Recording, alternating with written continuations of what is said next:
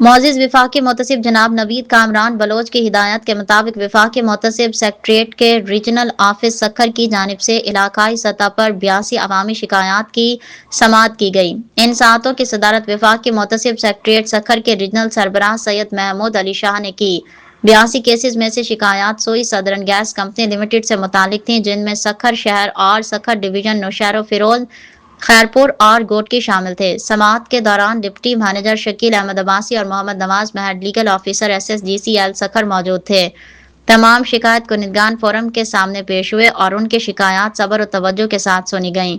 جہاں بھی بد انتظامی کی نشاندہی ہوئی وہاں قانون کے مطابق کیسز کو سختی سے نمٹا جائے گا اور فیصلے کیے گئے۔ وفاقی محتسب سیکریٹریٹ کے انچارج سید محمود علی شاہ نے عوام کو تیز، شفاف اور مؤثر ریلیف فراہم کرنے اور وفاقی اداروں کے احتساب کو یقینی بنانے کے اپنے عزم کا اعادہ کیا۔